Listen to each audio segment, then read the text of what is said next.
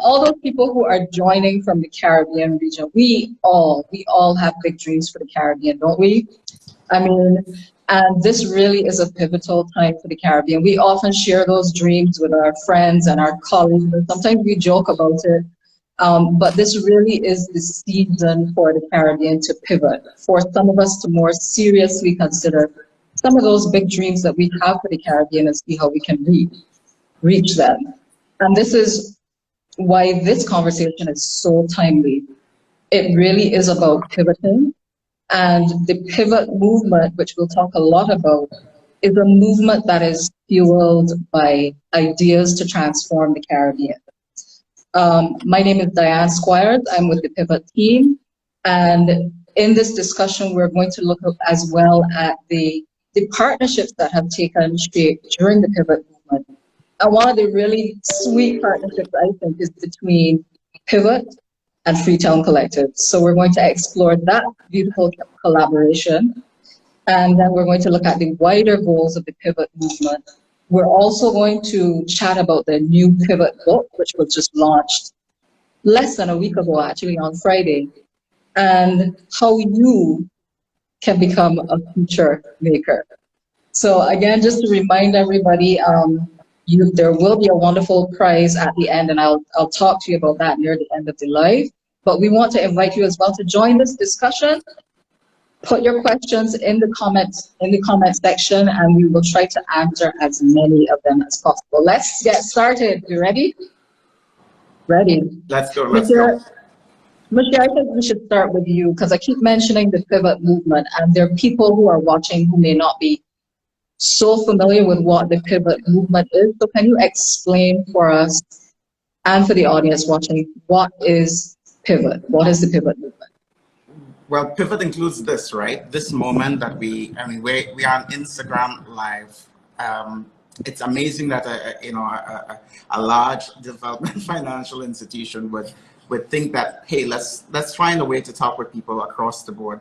We have people from Central America, I see people from Colombia, from far away in Europe, and here to talk about the Caribbean. So what were we trying to do? Long before we even knew there was a pandemic coming, we were kind of thinking, how can we, in addition to what we traditionally do as a bank, spend some time dreaming about the future? Because what we found is that sometimes when we got to the point where we're thinking about the projects and the things that we want to do, there's sometimes not a pipeline that is deep enough. And not just a pipeline, but a way of thinking about what we should be doing. I'm talking to you both here as a member of the IDB team. I'm a proud employee of this organization, and we have a lot of freedom to be innovative and to think about new ways of engaging the people of this region, because this is their bank. We are looking out for their interests, and we were thinking, how could we dream together? And dreaming is a kind of weird or odd thing for a financial institution or bank to do, right? Yeah. So naturally, we had to partner with people who did dreaming well. So the IDB, together with the Caribbean Climate Smart-Accelerator, Destination Experience, Singularity University, we thought about a thing, and then we were looking for natural partners. So what Pivot is about is finding a non-traditional way to do what we know is going to be a very tough thing of getting the region to a path where we are all productive, happy, creative, and safe. And we are seeking anybody on this call or elsewhere to join us in really thinking about how we can do this better and to bring their ideas forward and see what we can do to help that come to reality. Sure. And maybe just fill people in on the major initiatives that have happened so far with the Pivot movement. Sure. So we launched Pivot last year. We had a competition for ideas. We asked people to submit their best ideas to transform the region in certain sectors, including digital transformation, electric mobility, as well as reimagining tourism. We just thought, let's remove all barriers to thinking and see what are the most radical and inspiring and transformational ideas that we can get people to think about. So we did that. We ran this competition. We selected some winners, and then we also invited people to join us to become a feature maker. We brought them into a workshop. We spent some time, about 3 weeks in October. And then from that, we were able to come up with the pivot book. I mean, this set of moonshots that we have put forward for everyone to think about and to dream with us on. Two things that you mentioned there, Musheer, and I'm going to come quickly to Muhammad, but two things that people must be wondering. What is a future maker? And you keep talking about these big ideas. And for the audience, if you have been on CaribbeanPivot.com, you will see the idea of a moonshot. So there are these two ideas about what is a moonshot really, and who is a future maker? Are we all really creating the future? The first thing to make your future, you have to be active. You have to be an agent. You have to be very sure that you can change your destiny. Okay, so we want to tell people, let's stop thinking that everything happens to us. And as a Caribbean person, I feel as though the last 8 decades of our history is about what has happened to us, and that shapes what we want to do. Here we want to flip the narrative and say, how can we take advantage in a world where things are changing all the time and be an author of the future of the Caribbean? And some bold souls step forward to become one of those. Those are the people that we call future makers. Okay, so those people who are committed to those bold ideas. Yeah, just committed to shaping your own destiny. And then tell us about these, why we call these moonshots, these big ideas. Why do we call them moonshots? So a basic goal is one that you can really achieve. A moonshot is something that is so crazy, so far out, but it aspirationally takes you in a direction that you want to go, right? So you aim for the moon and you fall to the, fall in the, so when you look at some of the ideas in there, we're talking about green hydrogen powered vehicles that can take you from Miami all the way to Guyana in 6 hours, and interconnected pods that would be able to keep people safe during storms and transport people, and also other kinds of things that can transport people across land and not harm the environment, and all of these kinds of things. I mean, I wouldn't get into it right now, but these are ideas that sound crazy, and it sounds even crazier that it can come from the Caribbean. And what we're saying is that we at the IDB and our partners from Singularity Destination Experience Accelerator, we believe that these things are doable. We just have to change our mindset and pivot to a reality where we believe we can shape our destiny. Excellent. All right, so just to remind people again, if you do have questions, just put them in the comments. Muhammad, this, like Musheer said, it's strange. A development bank at Freetown Collective. Yeah.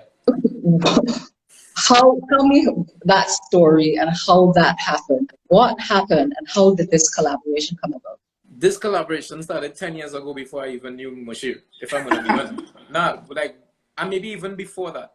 And I say that because we as Freetown have always thought of ourselves as future makers, even when we didn't have the tools to do it. So we decided that, we were doing spoken word poetry at one point in time, and we wanted to reach a wider audience, and we wanted to stay people's minds more. So we said, we're gonna do music. And at that point in time, I couldn't sing and Lou couldn't play the guitar. Like, for real, we couldn't. And we had to go through this period of seeing ourselves as more, of every single day rehearsing for 10, 15 hours a day, no exaggeration, for months to make yourself into something new. And I agree with what Musheer said just now about the last 80 years of our history. We've been told over and over and over what happened to us, what happened to us. What we haven't been told many times is the stories of survival, is that we are literal repositories of fortitude, strength, ideas, and I think that it's time to turn that eye inward and really realize that we are the fashioners of our destiny. And in many ways, the artists have been saying it for a very, very long time. So I applaud the IDB, for forging a way to actually find a partnership with artists, because it's so rare. Financial institutions often look at artists as the ones like, oh, could you please give us some money? When the reality is that there's so many artists who are absolutely uninterested in your money. I mean, not absolutely uninterested, but there's so much more to give, and yeah, I'm glad that we have this opportunity. So when the IDB spoke to Freetown, what were your initial thoughts about the pivot movement, and why did you think you would be good partners, Pivot and Freetown? Yeah, every single time we put out a song, we never think of the song just as a song. We always think of the song as its own economy and its own ecology. And it comes with its own philosophy as well. So when we put a song into the space, yes, we know the song itself is going to do its work and change people's hearts and minds. But how do we take that song and tangibly create ideas around the song itself that will now move into the space and affect things, right? Because there are real needs at stake, right? And the more influence you have is the more you have to concern yourself with the needs of people as far as we see it, right? And so when they came and we heard about the pivot and the moonshots, it was just so beautiful to see an institution giving people a space to dream beyond what even they could see. Because most of the time, banks are very concerned with what they can see. We want to see you doing this for this period of time to ensure that you are safe and etc., etc. But in the world of the artist, there's no such thing as safe. But the fact that we abandon that safety puts us in a place where most people don't trod or refuse to trod. And therefore, we are always seeing society, we are always seeing the world from a viewpoint that no one else is looking at. And I think that's the beautiful thing for the engagement. So when we saw the pivot movement, we were like, yes, these people are thinking in the right direction because they are actually giving people a space to breathe and dream in a world that is constantly telling you, close, narrow, focus, get through, go forward, you know? Yeah, and that's really a kind of a beautiful point for us to talk about what happened last week and probably before then with Shine, which is the theme song for the Pivot movement. Right. So last year at the Pivot event, you guys did an excellent ending party and premiered Shine then live. But then last Friday, you also premiered the official music video. So let's talk about Shine, and then how does the mission of the Pivot movement, like Musheer described, translate into a song that you've created about Caribbean pride? First, I would like to send God's richest blessings upon Muhammad Muwakil, the mother of the Caribbean, the Caribbean president. We want Muhammad Muwakil for leader, because we were asked by the Pivot movement to create a song, and I went and I did what I do. I made a song. I brought this song back to the team. The team said, hey, yes, this song is good. And then my manager heard the opening speech that Muhammad Muwakil gave, and he called me. It was in the middle of the night. He called both of us, myself and Lou, and he said, have you all seen this speech? I said, no, I haven't seen it. He sent us his speech. He said, listen to this and then call me back. So I listened to the speech, and it was so forward thinking. It was urging us to be our best selves. It was damn near demanding it of us. And when we called him back, he said, how you all feel about this song now? I said, I think I have to go back. And we literally, at this point, only had 2 days left. So I abandoned everything that I was doing. I woke up, it was the middle of the night, I woke up and I started pacing up and down the house. And I started thinking to myself, gosh, and even thinking about it, I get a little emotional. I started thinking to myself about the line of people that stands behind me. There's so many people that sacrifice so many things. My grandmother on my father's side came from Grenada, under some serious kind of conditions. And they worked really hard for us to get to where we are. And then all of a sudden, that first line came into my mind. When you meet a mountain, don't forget your name. Because oftentimes when we encounter things that are so immense, we start trembling. We start forgetting that behind us, there's all these people and all this, all this strength. Remember, it's Caribbean blood flowing in your veins. And those two lines came to me. I went back and sleep. And then when I woke up the next morning, everything just started to flow. Remember your sunshine when you meet the rain. We do it 1 billion times. We will do it again, We have it in us. And so that's how Shine came. And Shine is a song that's kind of stood out now. Sometimes when we are engaged by institutions, we create songs that we might not necessarily use again in our repertoire. We perform Shine like 10 times since we made it, because it gave us something that we actually feel, and that people who have engaged with the song are like, yes, we feel this song. And so then, the song was, it seemed to be felt on both sides. And Musheer and they were like, well, we did a lyric video. Why don't you all do a real video for it? Do an actual video for it. And started sitting down conceptualizing that part of it. I want to say at this point, thank you to the IDB and the whole team over there, because again, this is a rare thing. Institutions do not ask artists to create things that don't make money, right? and it shows where the focus is. It shows that the focus is different, you know, because we were, I mean, just as a project, right? We were able to employ so many people just as a project. So many people were able to be employed and able to dream on this project. You had costume designers, and you had camera people and lights people and food people and all of that. Because like I said, each one of these songs is their own economy and their own ecology, you know? So Excellent, excellent.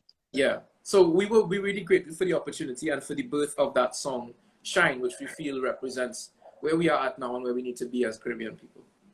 And someone commented, someone in the comments, they said, there's a need for leaders to be innovative as well. And I think that's interesting. You said what inspired the song in the end, the song that became Shine. In the video, and people who were hearing about the Shine video, which you can of course check out on Freetown's YouTube page, and we also talked about the Pivot event. You can, and the opening remarks at the Pivot event by Prime Minister Muwakil of Barbados. You can see those on CaribbeanPivot.com, so you can look through those at your leisure. But Muhammad, the music video is beautiful. Why did you choose to feature the story of a young girl in that video? I mean, who else? You know, when we did the Feel the Love video, this image of this little girl appeared. And while we were editing the video, the first time I saw it, I said to the team, I was like, she's the entire video. None of this means anything without her. And they wanted to cut her out of the video because we couldn't get, she's a young girl, so we needed permission to use her image. And we had no idea who she was. We took about 3 weeks extra searching for this girl. And when we found this little girl, Adianka Andrews, I mean, you talk about light, you talk about strength, you talk about ancestors come back again in a little, she was just everything. And I said, the next thing we're doing, whatever it was, and I didn't know it would be this, she is the center of it. Because she is the future. She's a representation of what tomorrow is. She is at that point where she's still dreaming. She's still believing in herself. She thinks she can do anything. And because she thinks she can do anything, she can. I watched this little girl decide she wanted to be a Moko Jambi. And within 2 weeks, not even 2 weeks, the first day she got up on the stilts, she was walking by herself, you know? And now there's an entire little short film about her called Little Moko that's about to come out. Amazing, amazing energy. And what really gives me hope, what really gives me heart is that she's one of millions, you know? So I want to jump in here, Muhammad, because you're talking about light. But Musheer, in the middle of a very dark period with the COVID pandemic, here comes Pivot, asking people to dream big and so on. Why do you think that was the right time for that message? And why do you think it was the right time to launch Pivot?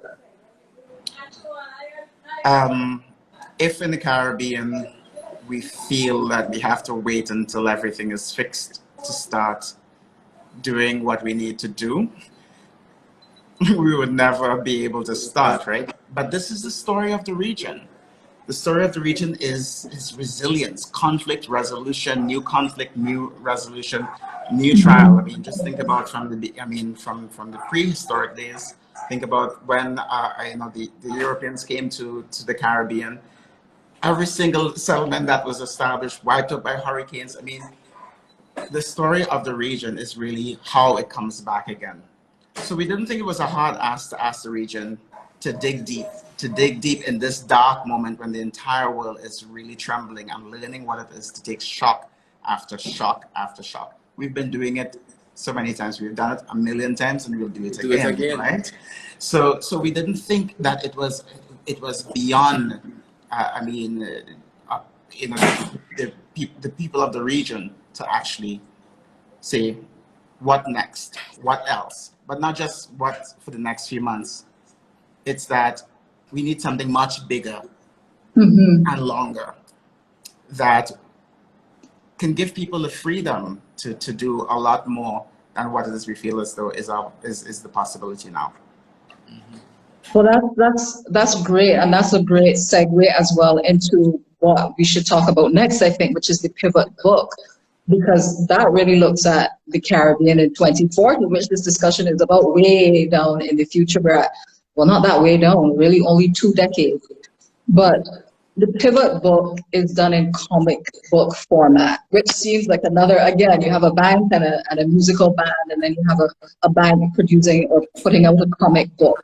That seems like an odd kind of combination. So what can you tell us about the use of that particular medium to drive innovation in the Caribbean and for the pivot? Well, I mean, first of all, at the IDB, we have a president who tells us every single day, come to us with the new ideas and the new things that you want to do. But I also have a general manager, Therese Turner-Jones, who's on this call. And she's not impressed with, I mean, there's something about a woman leader who has certainty about technical things. I'll just say, yeah, we can do another roadmap, we can do another strategy, we can do another conference, but I don't want any of that. We have to take we have to capture the imagination of people, right? So to capture the imagination, we couldn't just write it down. We had to find. So this is why we have the partnership with Freetown as well. A song. The Caribbean is a musical set of people, right? And when I say the Caribbean, I don't just mean the English-speaking Caribbean. In the book, you see it starts off with Dutch and Spanish and French and well, English, of course. So it's all our brothers and sisters across the entire spans, from the very north all the way down to the south of everything that touches the Caribbean Sea. We think about them, and this is why visually we can capture even more people, and think also about the people who don't pick up a report like what we typically would produce. So even with pictures. And I have a dream that this should be in the hand of every single child, every single student in the entire space in the region. It's a book also that was created by the people of the region. Nobody from the IDB wrote a word that's in there. Those are the dreams and the stories and the imagination of the people of the region that came forward there. Beautiful. So I think this would be a good time to tell people that you can download the Pivot book. It is available to put in the hands of every person in the Caribbean digitally at first. Of course, printed copies will come out later, but you can head to www.caribbeanpivot.com and you can download the Pivot book there. And then you can check out the music video and the Shine song on Freetown Collective's YouTube channel. Just to remind you all again that coming down to the end of this, we will be giving you an opportunity to get prizes. And right now, I mean, if you have burning questions, now would be a great time to put them in the comments, but we will continue with the discussion. We're going so well so far, Muhammad and Musheer. All the M's. Me and Motley. You know what I'm saying? Just M's are powerful. Musheer, something else about the book. When people download this book, they have that digital copy and they're reading the comics and looking at the gorgeous illustrations done by Caribbean illustrators and the dreams of Caribbean people. What do you hope will happen in their minds? Expansion, like new paradigms. I want people to stop hiding their dreams, okay? The message here is that we believe in your moonshots. We have IDB offices in every single member country of the IDB, so 6 offices across the region, also in Haiti, in Belize, in the Dominican Republic, etc. The IDB is yours. I mean, the shareholders of it are the government and by extension the people of this region and the rest of Latin America. So we want people to feel comfortable approaching those offices with your ideas. Talk to us. Also reach out to each other, because it's not just about what leaders and what the IDB can do. It's about believing in the power of your own dreams. And people think that sometimes that this is such airy-fairy stuff. If you can't dream or if you can't imagine beyond that, then the things that you only want to produce in this world are going to be so small. And all you can just do is just sustain from one day to the other or from one thing to the other. But for the changes that we're facing, for the shocks that we are seeing, for the lives that we want the people of the region to live, it has to be much bigger. The next 8 decades cannot be like the last 8 decades. And this is why we felt as though this needs to be the moment where we say, let's stop and change radically the way that we think about the future of development in the region. So the key thing here, everybody listening, is join the Pivot movement. Reach out to your brothers and sisters, join this movement, make it bigger, make it bolder, and let's head towards that stronger, more resilient future. Muhammad, Musheer is talking about this big dreaming and this boldness, and you talked about your community before. So we know that Freetown is a band. I think a lot of people, especially in Trinidad, are very familiar with you. Other people across the region are familiar with you as well.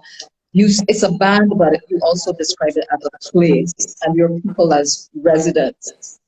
Do you see any kind of parallels between Freetown and the Caribbean in 2040? As depicted in the Pivot book, all those ideas and dreams that Musheer was talking about. Do you see the parallel between Freetown and that? Freetown, well, first of all, Freetown is literally a place, right? The place that I live in is called Belmont, but originally it was called Freetown because a group of Africans came here in the mid-1800s as indentured workers. They had contracts, they were never slaves, and they bought land and settled here, and they called it Freetown. And of course, as colonizers do, they renamed the place, and that history almost died, except for a few people. And then when I got a little older, I found out about it. Not in school, mind you, but on my own. Freetown, when we formed it, and as it has continued to grow, has always been a place for artists, for thinkers, for people who are operating outside of the box. And so definitely, like I say, there is that strong connection between what Pivot is doing and what we have been doing. And it's so necessary. I think imagination is really the only thing that we need. We have the ingenuity to create whatever we think of. So we are only really as large as we can imagine, right? The ability to create, like our hands and actually doing things. We can do that. We can do that all day. And anything that we can't do, we can outsource. But the imagination, for ourselves, as opposed to always having someone else think or someone else dream about this space, I talk about it all the time in terms of the crime situation in Trinidad and us bringing in people from outside. We have to dedicate time to think about these things. We have food security problems. We have to dedicate time to think about these things for ourselves, because if someone else solves the problem, someone else can create another problem within the solution. If we find a solution, it'll be a lasting solution because we'll understand the root of the problem within ourselves firstly. Because a lot of these problems, they seem to be rooted in the world, but they're actually rooted in our own selves, And so it's not just fixing the thing, but it's also healing at the same time.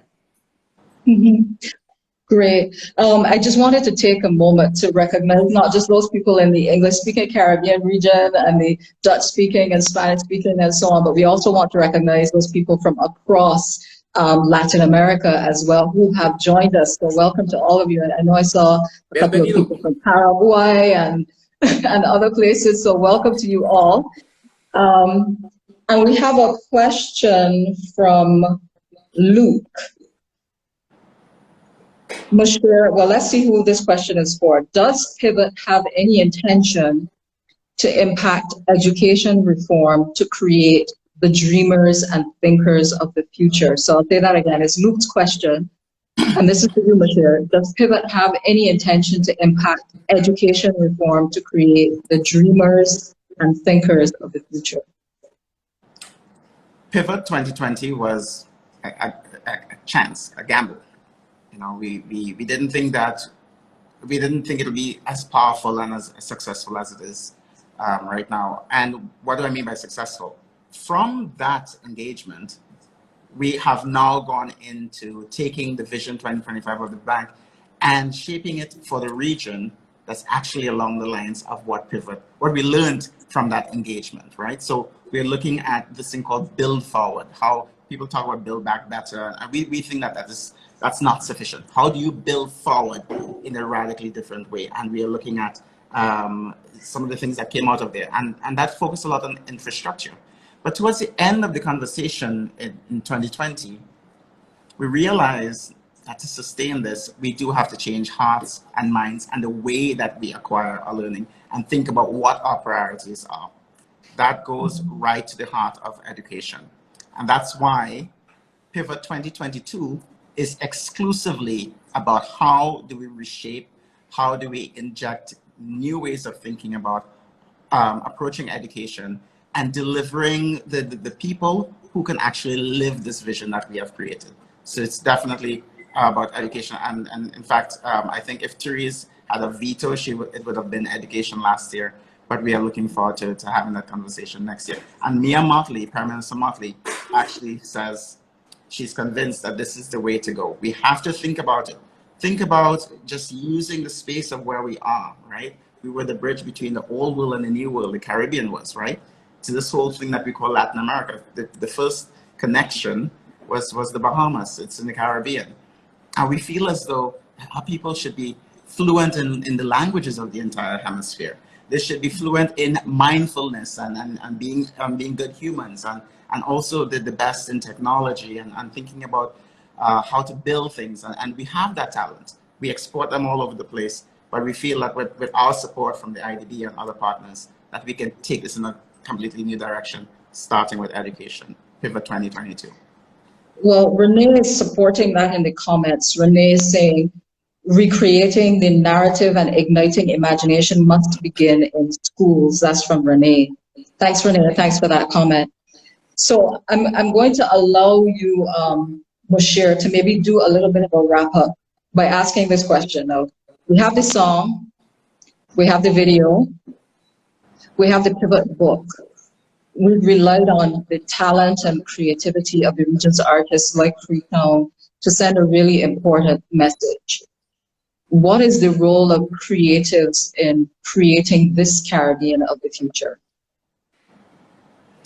The Caribbean is a very religious place, and it has a very strong Judeo-Christian center. So, I mean, just a story comes to mind. I remember the story of, the Battle of Jericho. I mean, when you want to bring down the walls, just to let you know, I'm not religious, but this story I think will resonate with a lot of people here, which is at the front of the march to bring down the walls were the musicians. They led they were the ones that blew the trumpet and brought down the walls. And then we have that amazing story. We believe that to speak with a people, you have to connect with the language of the people. And whether we admit it or not, when you take everything away, that reverberation of music, that reverberation of soul, lyrics, color, art, we connect with that as a people. And I believe that it will be totally important for us to continue to use creators, to use musicians, to use people with all sorts of talents that we can't even imagine, to carry the message that what we do today is not enough. And however they give that, and however they bring those minds and those hearts to us, so that we can actually inject our resources, inject our thinking, inject whatever it is we traditionally do. And I don't want to make that into a technical conversation, but the reality is that we need to connect some more. And we are definitely depending on the creative industry and people like Freetown and Muhammad and the rest, and the artists who even brought forward the book to help us carry that forward. We want to improve lives. Give us that chance, and if you see any way that we can actually make a material difference in your space, please reach out to us. Thanks so much. Well, Muhammad, I see you nodding a lot, so I'm going to ask you the same question. What do you think is the role of creatives in creating this Caribbean of the future? There's a saying that says no artist tolerates reality, and I love it. I think it's one of the greatest things. There's also a story about a teacher who tells his class to draw something, draw anything, right? and there's this young girl in the back of the class, and she's scribbling furiously on a piece of paper. And the teacher walks up to her, and he says, you know, he looks at her because she's drawing so intensely. He says to her, you know, what are you drawing? She says, I'm drawing God. And the teacher says, well, no one knows what God looks like. She says, well, they will when I'm done, you know? And that to me is it. That's it right there. Most children, all children are born genius, all. And it's proven that by the time they get to 9, 10 years old, that genius has been taught all the way out of them. And the artist is the only one that survives. Like Picasso said, the artist is the child that survived. And so that energy is the energy that looks at a wall and says, but it's not actually a wall, you know. It just is just this thing here. But if we were to build a little space over here, we could pass through here, or we could, you know, the artist is the one that does that, because the artist more often than not is living on the edges. He's living away from, she's living away from, and is able to look at the situation in such a different way because of how our brains are constructed. We just don't think like everyone else, you know. And that's the importance of it. So if you're having and this is something that I feel very passionately about. If you're having a meeting about constitutional reform, or a meeting about, I don't know, changing the landscape of a country or whatever, you can't exclude artists from these conversations. A bank should have an artist on its board full time. You know, I might not be able to tell you about financial statements, but I could tell you that, you know, the paper you're using to write on is important too. And the way that you approach people about these things is important. The way that the doors to your bank look, how a bank line looks. Like these things, you know, the artist will look at things that are different. And I think that that is the role of the artist. It's just a mind to be mind, you know, and it should be. Great, excellent. So both of you, we're rounding out now, and I'm going to remind everyone, we keep talking about this Pivot book. Head to caribbeanpivot.com, and you can download the Pivot book there. It's called Pivot, the Future Makers. So you can download the book there. And you can also download it via the IDB. So you can also head on Instagram to @L_bid, BID. And you can watch the Shine video on Freetown's YouTube channel or on CaribbeanPivot.com. And of course, follow the Pivot movement and let us bring these big ideas to the table. Let's not end it here with an Instagram live. Let us keep the movement growing. So now I mentioned Musheer and Muhammad, thank you so much. And I know now people are waiting for what are these prizes and how are we going to get prize? This is where I get my prize. Thank you. I want to thank you are the prize. I want to thank my grandmother, you know, for all the work she's put in. I want to thank God. Thank you for the prize. So I'm going to tell you now how we can win these prizes. Hopefully, you guys, everybody in the audience has downloaded the Pivot book. I said it many, many times, so hopefully you have gone there and you have downloaded the Pivot book and you had a chance to at least scan through it. And so the question for you, this is how it's going to go. Just checking the question here.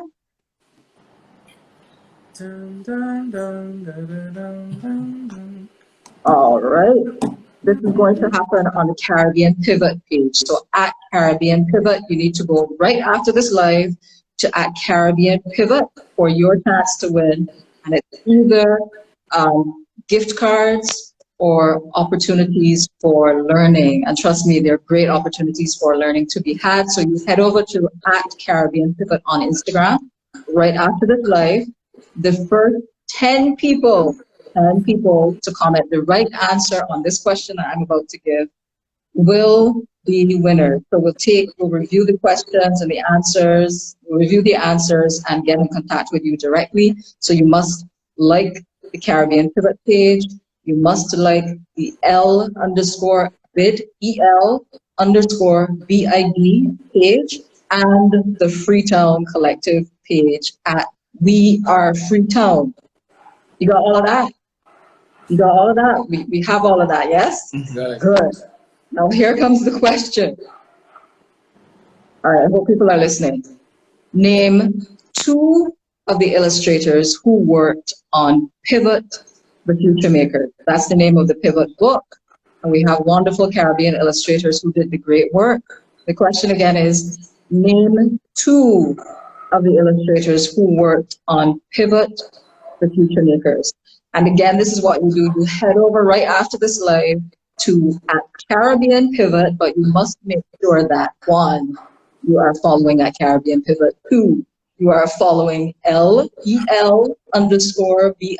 And 3, you are following We Are Freetown at We Are Freetown on Instagram. And then put your questions in the comments, and fingers crossed, toes crossed, you get the right answer. We're there? Hope so. Any final words then, Musheer? I think we have time left. So final word from you, Musheer, and then from you, Muhammad, to round this up. Caribbean 2040, the future. Yeah, let's stop being busy and let's start being serious about what is coming in the future, right? So I think we just don't want to get so caught up in now. Let's reach out to each other. Let's share our ideas. Let's not be shy about what we think we can achieve, and know that we are serving you, the IDB. So if you have other ideas like this that you want to play with, or to actually make a material difference in how we can improve lives for people of Latin America and the Caribbean, just reach out to one of us. I'm on Instagram as well, Musheer Kamau. You can reach out to the bank directly at LBID, EL_BID, to the Pivot page. Just let us know what you're thinking about, and we will get back to you. We will not leave any response, any question or any inquiry unresponded to. So thank you so much for this opportunity. We love the region, we love you, and we're here for you. Muhammad. Children are the closest thing we have, the closest representation of the source of energy that we came from. Whatever is continuously sending us to this planet, children are the closest thing to it. The child mind, the child heart. I would say to most people, I would say to everyone, 1, maintain the innocence of children for as long as you possibly can. You know, there are harsh truths that the world will eventually teach them, but give them a space to be themselves for as long as you possibly can. And 2, try to cultivate that energy within yourself as much as possible. Play, laugh, do things you don't normally do. Put yourself in another space. That's the only way out of where you might feel trapped, because that's where your imagination is going to get fostered, right? So, yeah, be a child. That's my advice. That's my advice. A final message from me to all those people who are watching from the Caribbean and Latin America. Thank you so much for joining this live. I hope you guys were inspired. I hope you download the Pivot book. And guess what? Join the Pivot movement. We are all future makers. Let's make the future for this Caribbean. Thank you, guys. So much love. Yeah. Thank you. For that one.